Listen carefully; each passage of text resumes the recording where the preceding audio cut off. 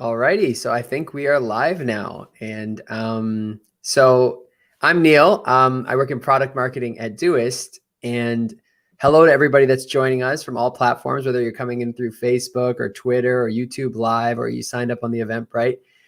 Thank you for joining. I will share a little details about the session, but first I want to introduce our guest is Carl Pullein. He is a time tracking and productivity coach.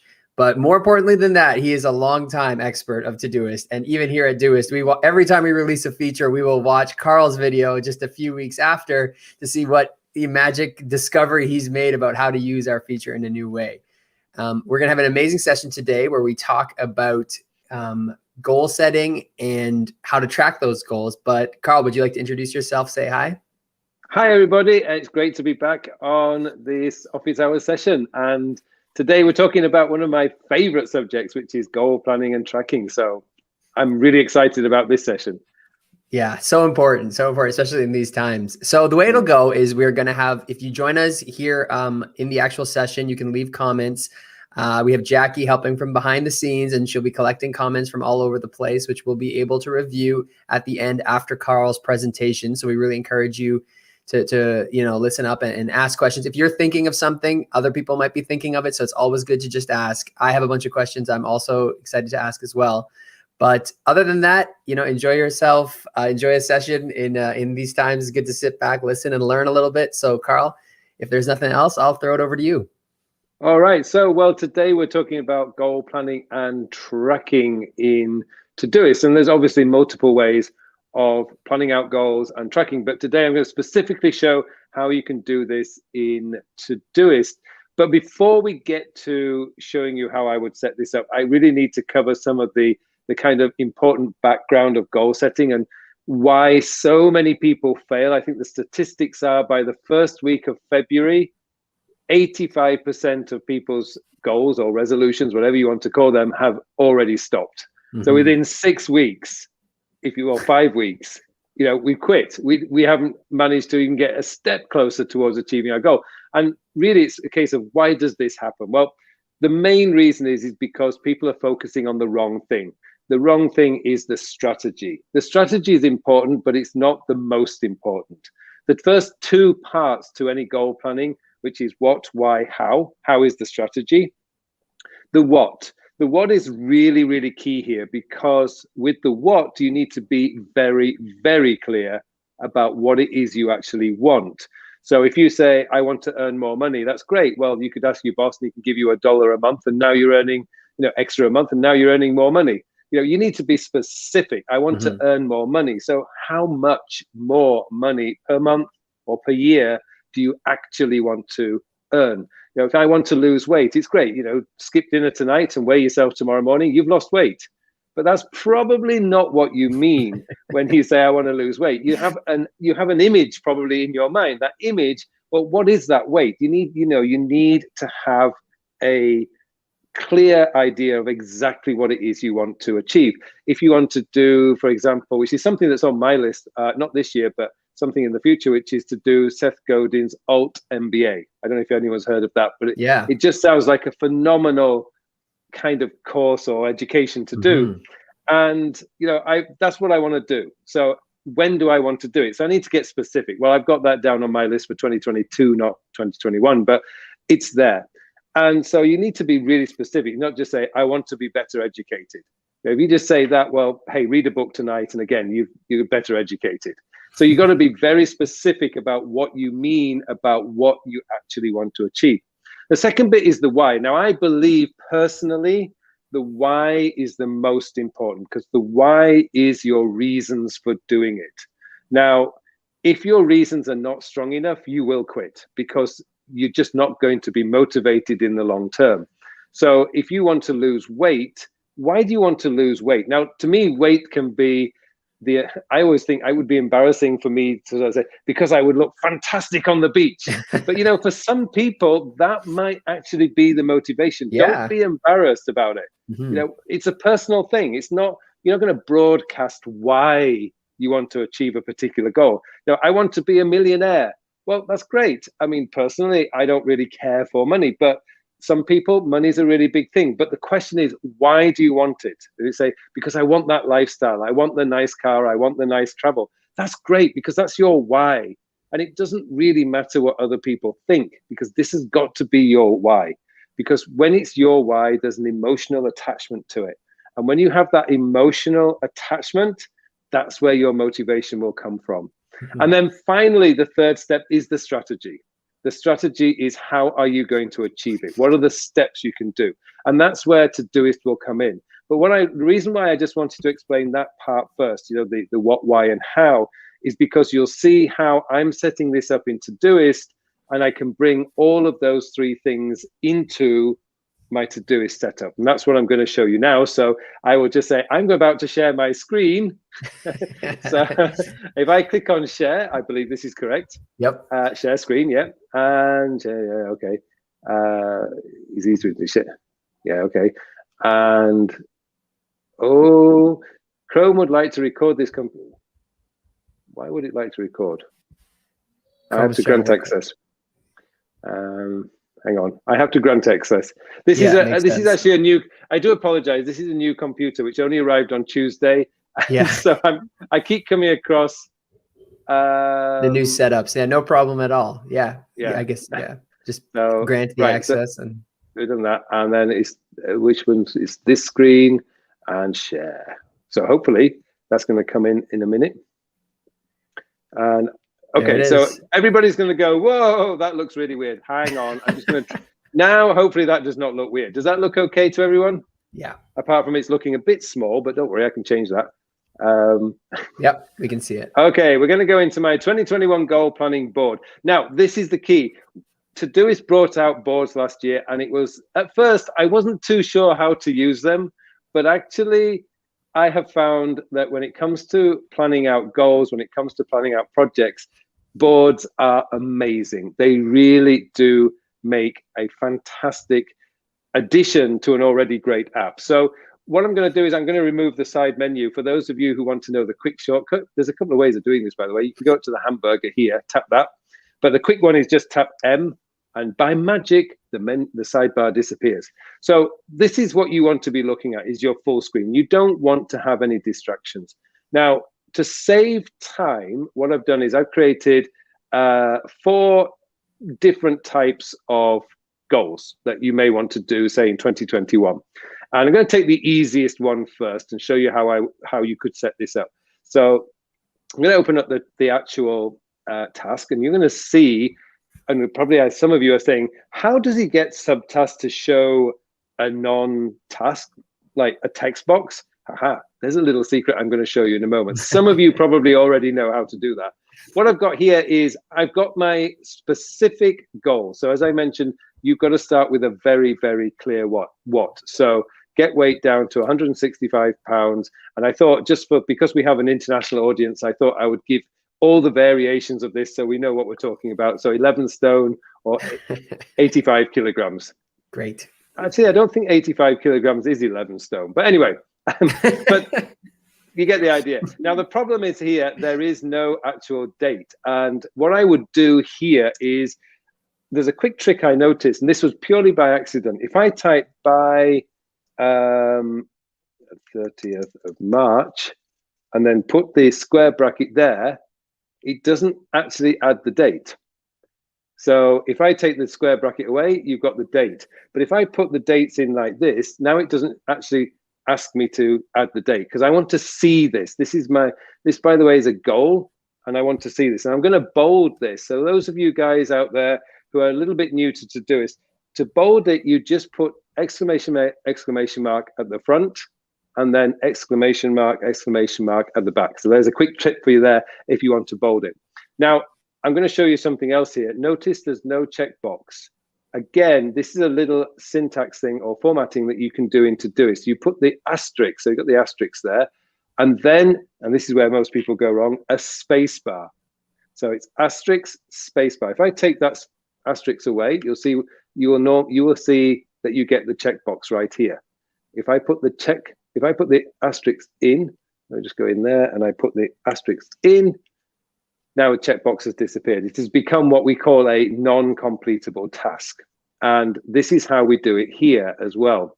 So what I've got here is get weight down to 165 pounds by the 30th of March, and that's in bold. Now I've got my subtask here. This is where I put my why. Why am I doing this?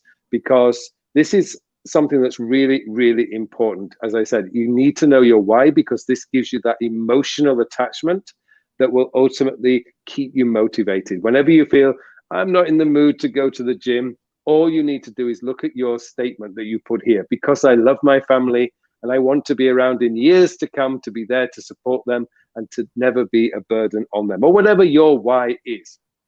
Could be that you want to look fantastic next time you can go to a beach. Whatever it is, your why goes in there. Now, to make that like a text box, oops, where have I gone? Oh, I know where I've gone. To make that a text box, by the way, this is something that I sometimes click and go, oh, what happened? Whenever this happens and you think, where's my subtask gone? Go up to the top here and just click this little button there.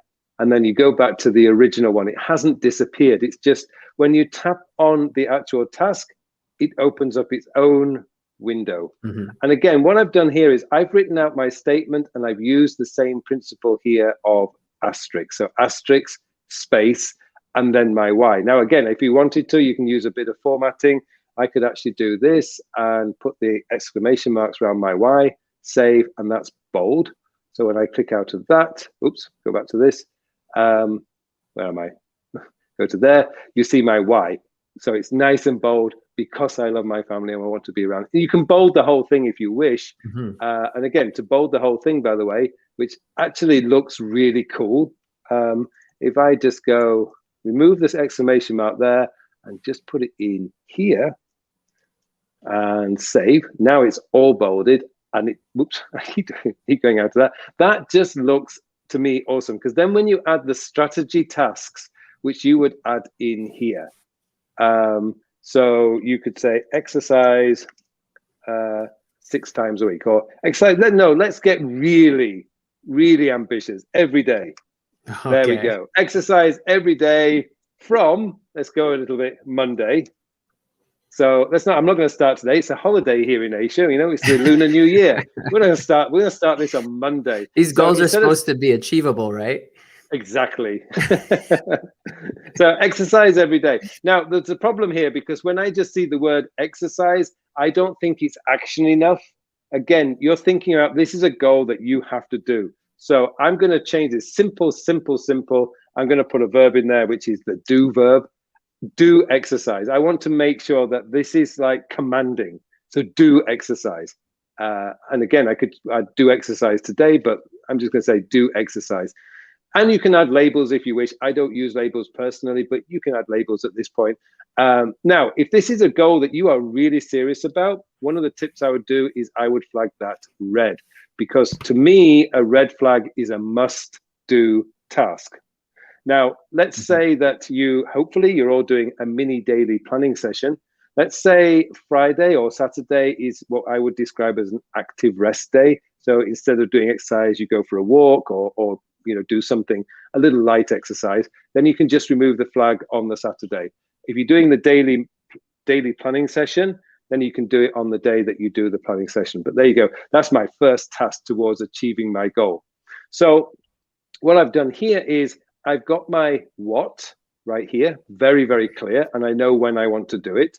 I've got my why, which is really standing out. So if I ever feel like my motivation is waning or disappearing, I've got it in there. It's to remind me why I am doing this. And then I've got my first strategy, which is do exercise every day from Monday. So that's the first type of goal. While I'm in here, I just want to show you something else you can do for motivation. I love The Rock. I think most people do.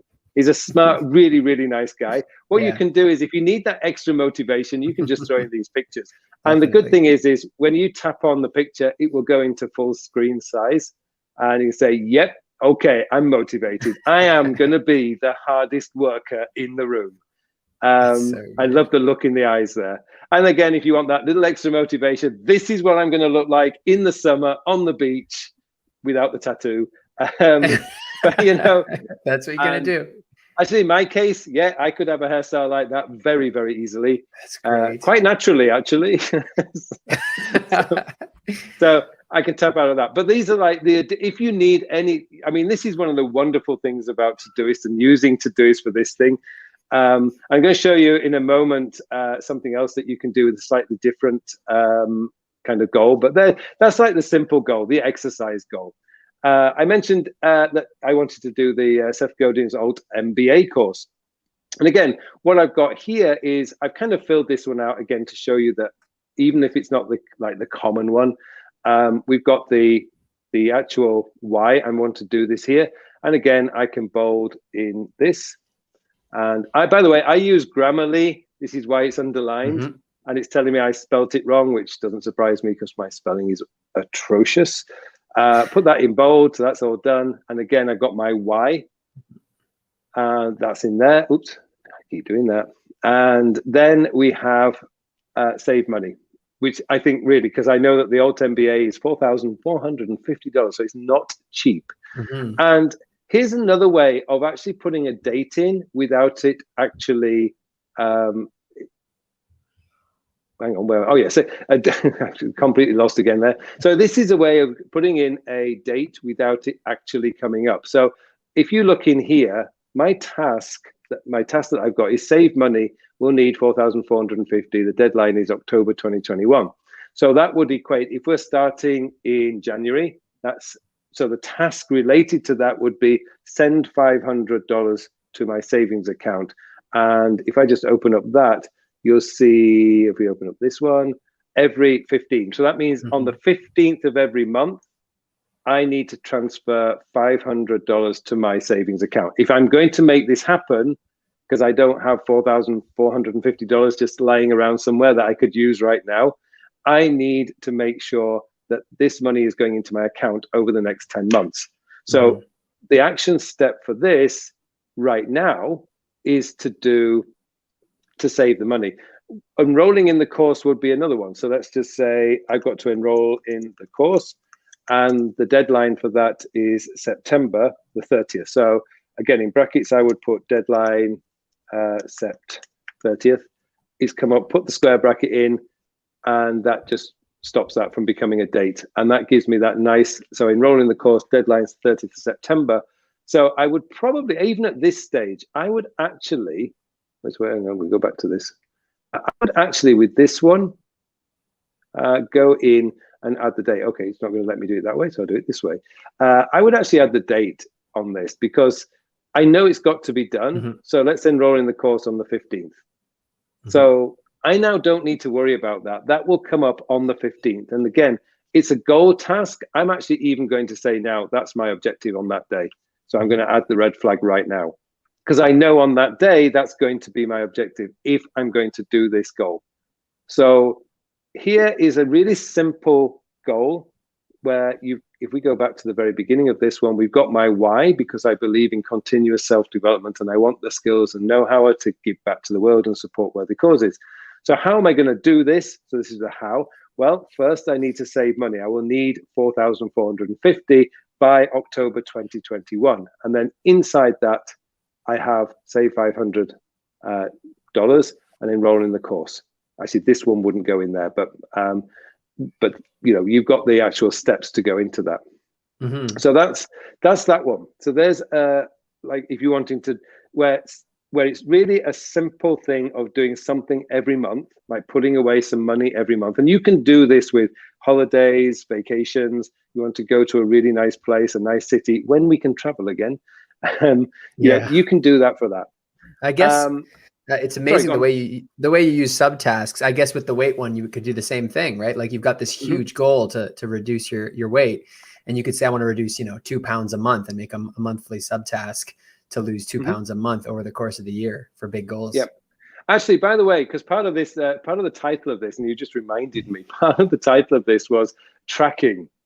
How are you tracking your weight loss? So here to do it, I forgot to mention this. It's just going to come up. It's on my notes actually to show you this. So what you actually do, thank you for that one. You gave me the heads up. So here's a really classic example of how you can track it. Now, obviously there's multiple ways. You could track this in an Excel file and just keep a track of your weight. There's no right or wrong way of doing this. But if you wanted to keep it contained within Todoist, then use the comments. So of course I've got the motivating images right there, but at the bottom, or you can put this at the top by just adding the note first before you add the pictures, is here. And all I've done, again, I'm using bold, so I'm using the formatting. So I'm using, just like in the task, you use the exclamation marks and you can create the bold. So you can just every week, so tomorrow, tomorrow, I would add the new weight. And all I have to do is, so tomorrow is going to be, it's the 12th, isn't it? It's 12th tomorrow. Yep.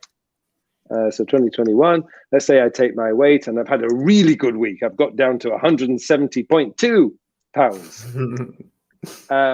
So I just add that in. How long did that take me? I mean, what, 5 seconds? Yes. And it's something to celebrate because I've lost 3 pounds this week. That would be awesome. Yeah, that'd be awesome. Whatever it is. But, you know, so you can actually track this and you can use the comments for your motivation. And one part of motivation I find is when you see progress on achieving your goals, whether it's weight loss like here, so you started on the 1st of January, 179 pounds in just over, was it 1, 2, 3, 4, 5, 6, 7 weeks, you're down by 9 pounds.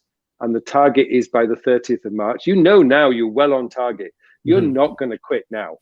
Yeah, you know, when you see this, you're not going to quit. Yeah. You'd be a fool to quit because you're so close now.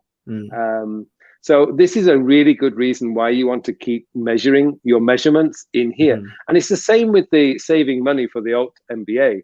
You know, the first month, $500, and you think, oh, I've still got, you know, 8, 9 more months. Yeah. But imagine what it's going to be like in April, May, and it's like $2,000, $2,500. You think, whoa, I'm over halfway, or I am halfway. Once you get to that, once you can track it like that, you're not going to stop. You know, you're going to pull out all the stops just at the time when it's getting really hard.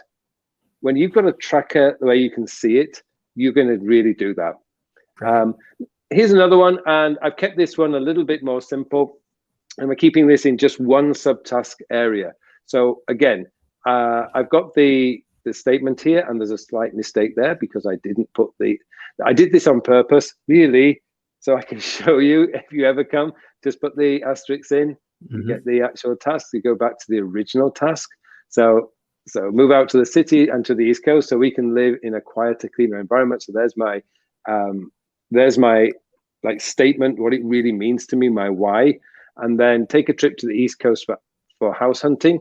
And this is a good one here because what I've done with the date is I need to do this every 1st of every month. Now, what we're looking at here is the 1st of the month is a Monday, as you can see here. So I would then say to my wife and say, hey, we need to go to the East Coast this weekend. So I can then just shift this over to the 6th. So I can do that. And it will come up on the 6th of March.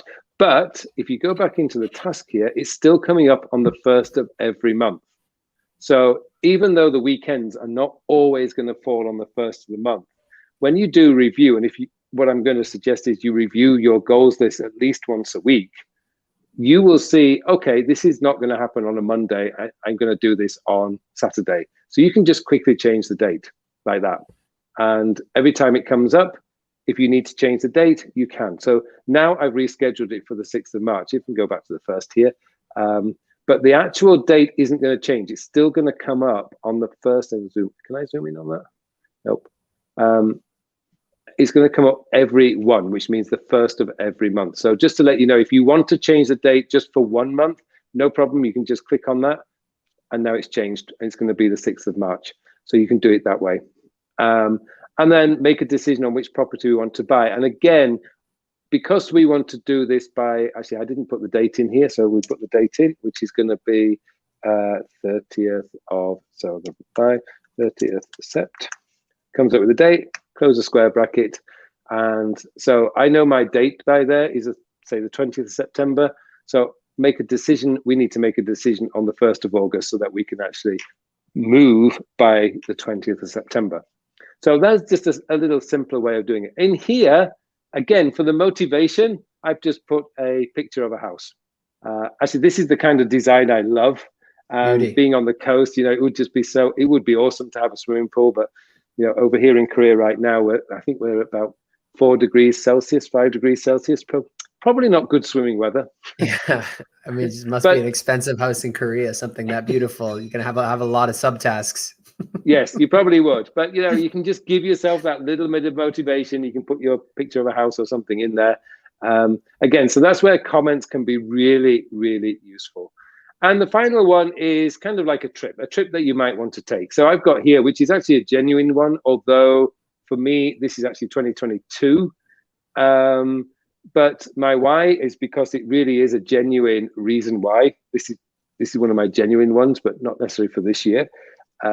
Because we can't travel. But one of my dreams, if you like, because I spend pretty much every day writing. I don't write thriller novels or anything. I write articles on productivity. But I just love the process of writing. And I have studied Ian Fleming. I've read all his biographies, all the articles written about him. And I love his process of writing. And he always wrote at his villa or bungalow in Jamaica called Goldeneye, hence the reason why we have a movie by the name of Goldeneye. It's the name of his house in Jamaica. And it is now a resort. You can go and stay there. It's quite expensive, but you can go and stay there and you can actually rent the villa. Even if I can only afford to do it for one day, I will do it for one day, just to be able to sit in that room in the corner where James Bond was born. It's just the dream for me. You have to wear a tux. Oh yes, I've got to have I'm going to have so many pictures taken. Great, that's so cool. I didn't know that.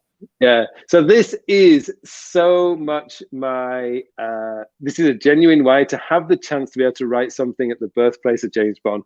It would just be a dream come true, and so that's my task. I haven't put any subtasks in here because I am more than a year away. But if I was doing this for 2021, I know it would be, first of all, saving money. So I'd have to calculate how much money is it going to cost, flights, hotels. So there's those calculations that need doing.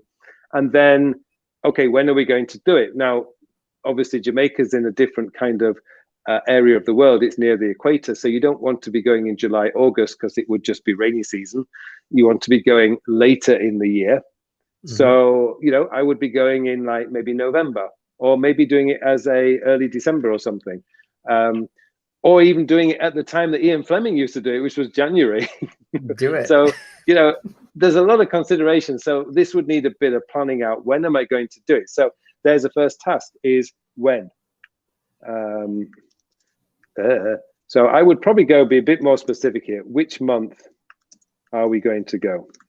Now, I know people say, well, that's not a task.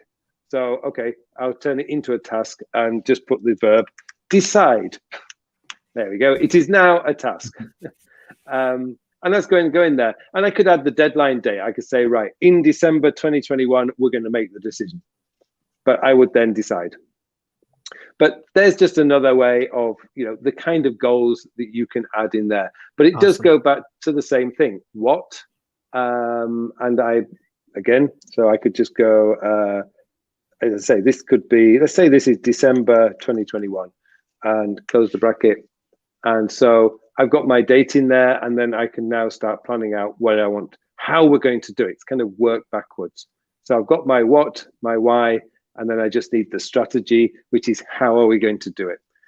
So that's how I would set up the goals. That's the tasks. The only thing then is, when are you going to start these? So we've obviously the weight one, that's going to be in Q1. I would put that in there because I'm obviously starting that. To complete Seth Alt MBA course. Now, okay, I've started that because I need to be putting $500 away, but the actual goal is going to come in the third quarter. So I'd actually put that over there. So this is just giving me another visual of when these things are going to get completed. And this is going to be in the fourth quarter. And let's just say, for argument's sake, this is something I'm going to do in the second quarter. So what I've got now is I've cleared my goals list. So here I can just create, if I have ideas for goals, like mini goals throughout the year, again, I can just add them in here, and then I can decide later when I want to do them. But I like the idea of seeing this visually. When am I going to do it? So my focus this quarter in this example would be getting my weight down. That's my focus this quarter. I don't want to be worrying about other things right now, because it's really difficult to focus at the best of times. So if you're focusing on 6 or 7 different goals all at the same time, you're not going to complete most of them because you're diluting that focus. So I like the idea of just having 1 or 2 goals each quarter.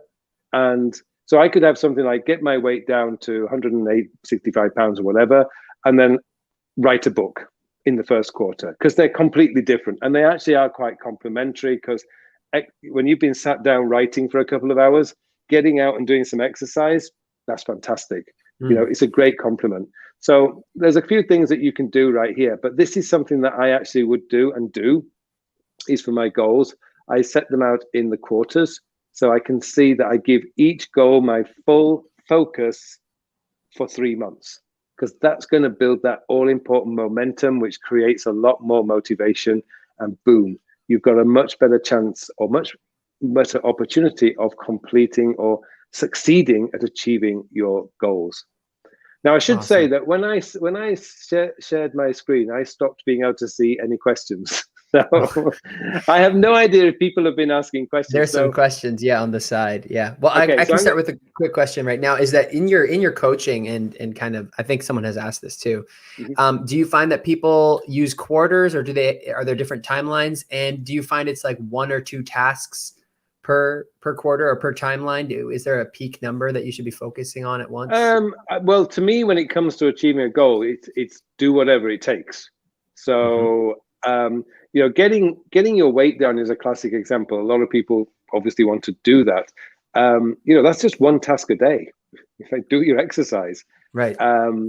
But then you might find like a goal such as moving house. There's a lot of inactivity followed by an enormous amount of activity over a period of a week.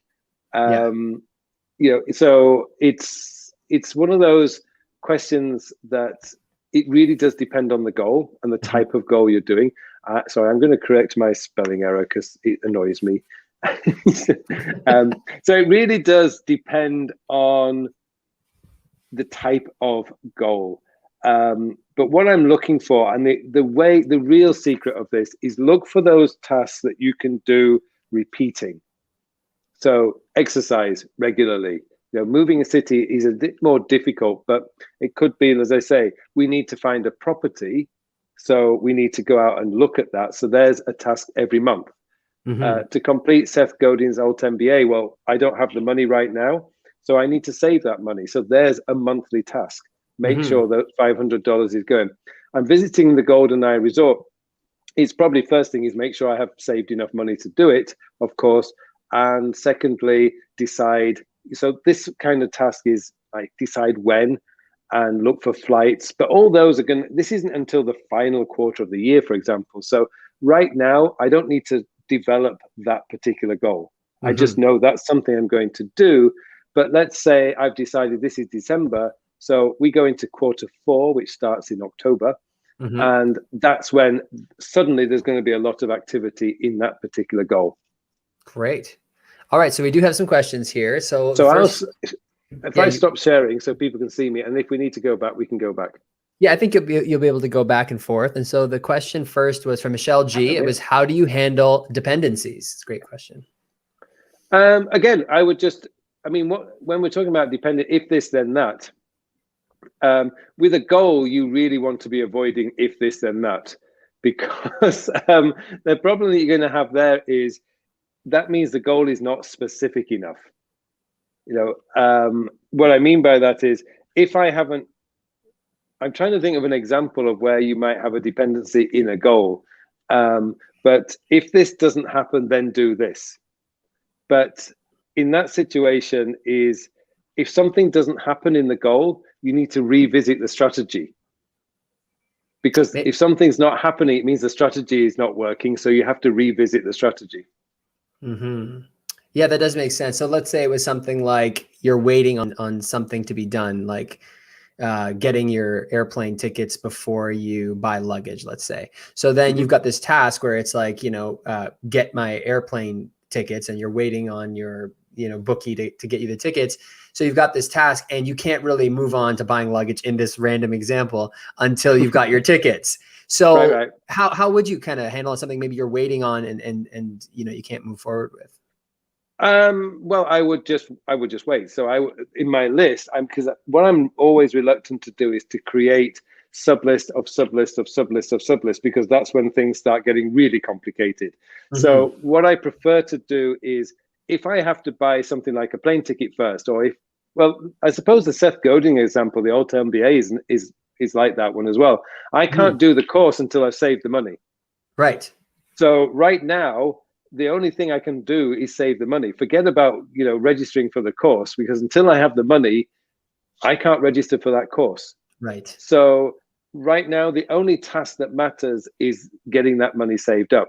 But I already know what my next step is. Once that money's saved up, is enroll in the course. So I can put that task in.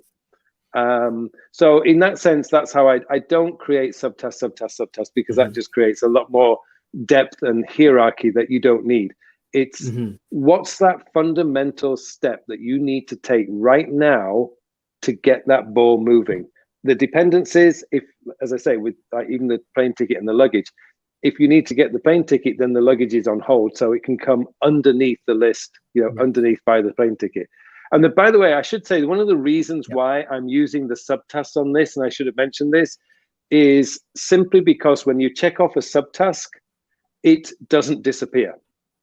And it's another part of the tracking, because again, what you're trying, as I said at the beginning, the biggest problem with achieving goals is not the strategy, because you can do a research on Google and you'll find all the strategy you need to achieve pretty much anything you want.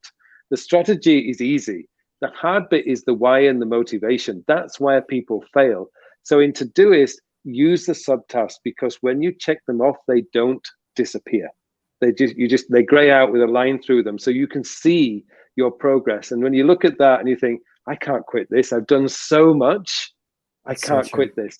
So if you wanted, with the Seth Godin one, where you've got to save money over, say, 10 months, just put in individual tasks, send $500 a month, and just have those 10 tasks in there. It doesn't really make any difference, because every month you check it off, drops to the bottom. And when you see 5 of them, you're going to think, whoa, I'm halfway, this is going to happen.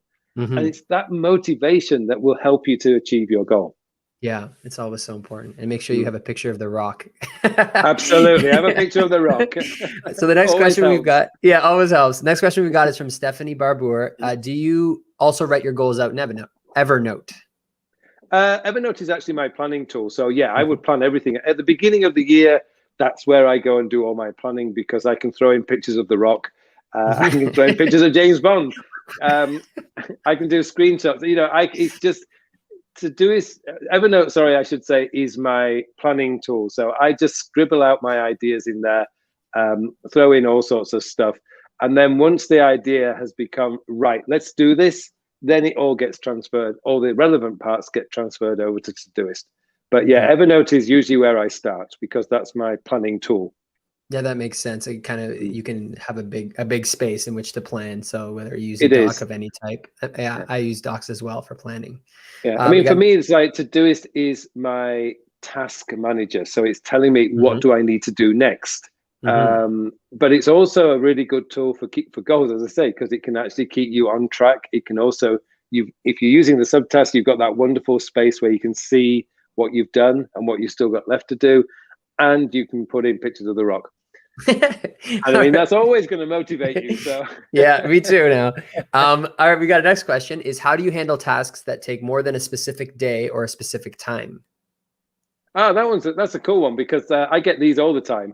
Probably because I've kind of been over optimistic on how long something will take.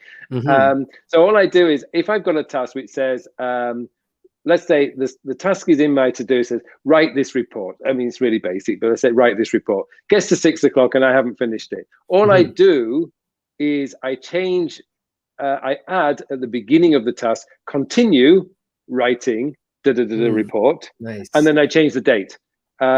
Because this does happen. I mean, sometimes I know something's going to take more than 2 or 3 days to do.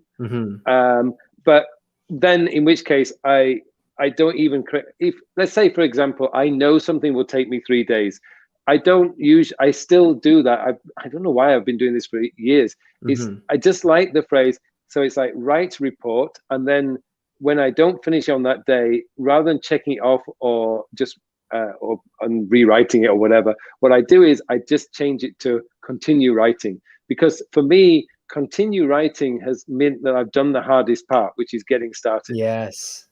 And that phrase, continue writing, is much more motivating to me because I think, oh, right, I might only have 500 words left to write.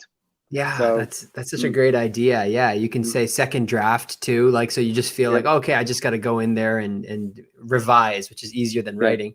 And that'll kind of make your first day. Edit the report. Edit. Yes. Edit is a good one as well. Yeah. It's a good way to trick yourself, because then you'll get in there and you'll be like, wait, there's a lot of writing still to do, but I'm in here already. So let's get going. Absolutely.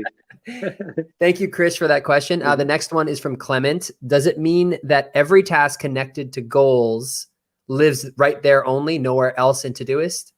Does it only live in that project? No, that's a good question, because to be honest with you, most of the time what I'm looking for are, because the exercise type goals, that's where you're developing a habit, because you don't just exercise to lose weight and then you stop exercising, because you'll be back at square one within about 6 months. So you need to continue the exercise. So probably join a goal like that. I would like, because remember, that task is coming up in my today list. It's also coming up in my workflow. So it's coming up as a task in my workflow. It's just being held in my goal. But let's say I achieved my weight target and I feel fantastic. But I also know that I've got to maintain my exercise. Now, maybe I don't want to exercise every day now. Maybe I just want to exercise 4 times a week. So I will then put that into my areas of focus under health. As a recurring area of focus. It would just come up on the days that I need to exercise. So for me personally, during the actual goal achievement, it's going to remain in there, because it's going to show up in my filters of my morning filter, my focus filter, or my closing down filter. And it's also going to show up in my today view when it needs to come. Nice. But once I've finished that goal, then sure, I need to move that to somewhere else, because the goal is complete. The project is closed. So then it would just move to my areas of focus, because it's related to my health, which is an area of focus. Great. So sometimes you might have higher level goals there, and then in the day to day, you might be having other tasks to get there. Yes. Yeah. That makes a lot of sense. So thank you, Clement, for that. Next one we have is from Eric. Is there great question. Are there strategies to remember to check your goals regularly, so they don't just end up in a project on the side of your Todoist that you never look at again? Actually, I do. I do that. I mean, I have tasks in my Todoist which will come up, which says review this or review that. Sometimes it's reviewer is one of the ones I have every week that comes up for my weekly planning session, is review my master project list. I have a master project list in Evernote, and I've got a link to that note in Todoist. So I click on the link in Todoist and it takes me directly to that note. So if you do need those little reminders, set it up to say, review this, review my goals list. Yeah, that's a great point. I don't think everyone realizes that you can copy a link to a task and then put it in another task, as Carl's mentioning. And so you can create kind of an interconnected. You can have a task that shows up on your today. You just click it, and all of a sudden you're in your another view where you can. So you can say review my goals board, and just click, and you're there. So that's one of the best ways to do it. That's great. I use that. We use that at Doist too. Like even within our teams, like to go to jump to different projects when we're working together. So thank you, Eric, for that one. The next one is from Jessica. Carl, do you have any tips for sharing goals with other individuals, so coworkers and partners? Well, that depends. If you are actually, if you're willing to share because you can share projects.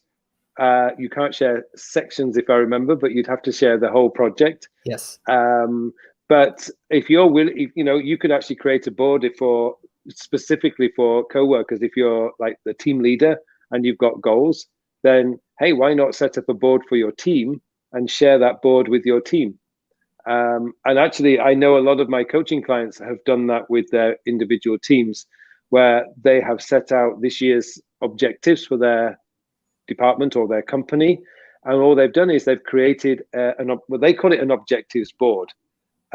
These are our objectives, and actually that's why they have Q1, Q2, Q3, Q4, and the year. So it starts off the annual objective. This is what our annual objectives are, and these are what we're going to do each quarter.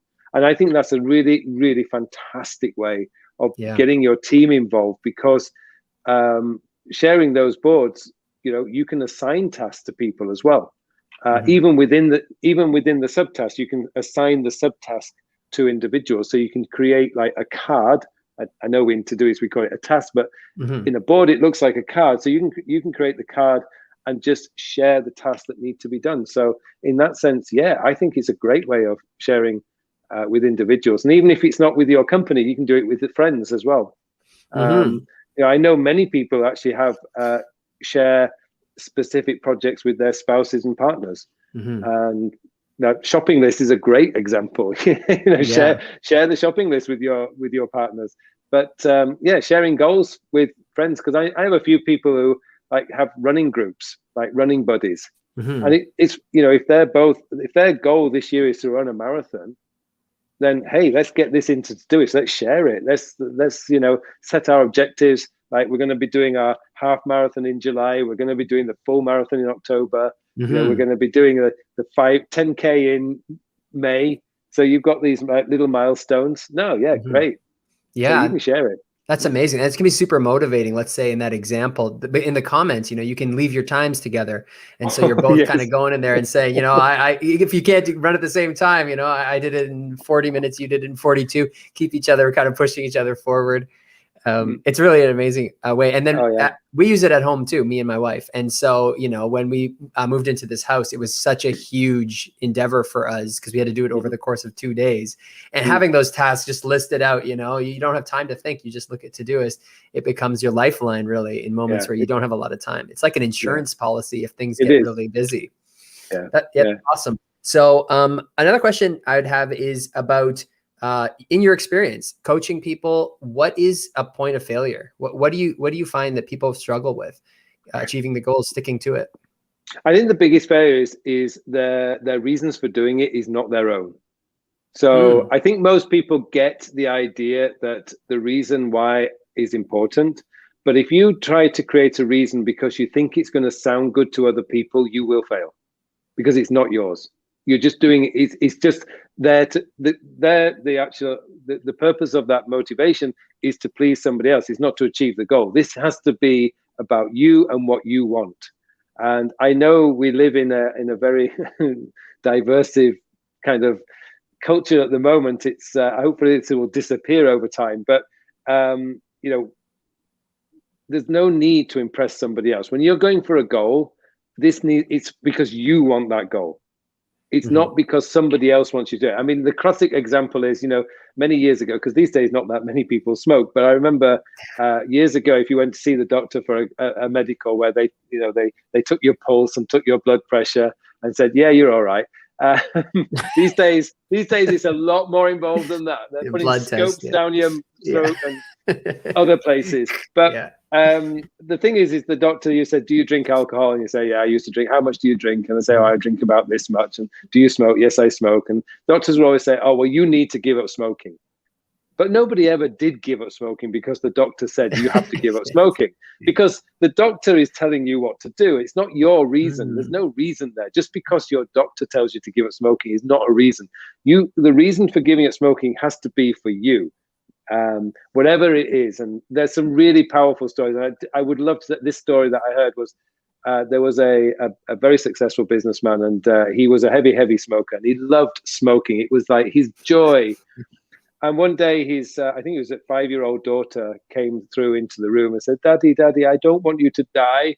And he said, I'm not dying. And she says, no, you're going to die. And she said, I know, why? Why? Is it because you smoked those cigarettes? Within 24 hours, he'd quit. Because suddenly the reason for giving up smoking was right there in his face.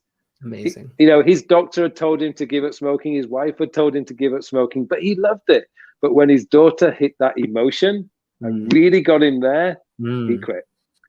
That's why I want to be there to see my daughter marry. That was his reason for quitting smoking. Oh, wow. I mean, what more powerful reason? I mean, I used to smoke. I know how hard it was to give up smoking. Yeah. And I also tried many, many, many times because, my wife, or as she was a girlfriend at the time, said to me, you got to stop, your health, and all this. Like, yeah. But I'll then, do it later. after I got married and everything, I started thinking, I don't want to die. I don't want to die young. I've got a lot of things I want to accomplish. And suddenly it wasn't because my wife was going like this anymore. It was because it was coming from here. Yeah. And once it came from here and it was my reason for quitting, it was so much easier. That's amazing. So I think the biggest difficulty for most people, and the reason why most people fail, is because their why is not strong enough. It has to be your reason why, not because somebody's telling you should do this or you should do that. That's never a strong motivation. That's somebody else's. You need to do it for yourself, and you need that emotional attachment. And if you can get that, you will succeed. That's such a beautiful sentiment. And I know so many of our Todoist users that are here listening today, we hear from them all the time, and they tell us stories about how Todoist helped them de-stress their life in a really dark time, or achieve huge goals. And to achieve those things, they really had to dig into themselves and find foundational what they want, and use Todoist as a tool to achieve it. So my question would be, like, you're talking about something so foundational, like, who am I a little? You're talking about who am I? What do I really want? How do you find that? Because sometimes you can go into Todoist and, like, knock a few tasks out, but it takes a little bit of work to really understand what you're trying to get out of something. So what's that process look like? I think to really, truly find yourself is a case of really stepping back. I think the difficulty we have these days is that there is so much being thrown at us, and it's coming through all sorts of different channels. 10 years ago, Slack didn't exist. And the only real forms of communication we had was a little bit of Facebook, which we did online because it wasn't really, the app would have been terrible. 10 years, we're only talking 10 years ago. Yeah. And now move forward 10 years and everything is on this little device. I mean, everything is on this device. And it's constantly ping, ping, ping, ping, ping. So you have no time to step back and think, hang on a minute, what do I want from my life? Because you see, the feeling you'll get is you're always serving other people, which is a good thing. I mean, serving other people, I always think, is a good thing. But, there's a reason why when you're on an airline and they're giving you the emergency procedures, they tell you to put your oxygen mask on first. They don't tell you to put your child's oxygen mask on first. You put yours on first, then you put your child's on. And the reason is you must take care of yourself. If you're not able to function, you can't help anyone else.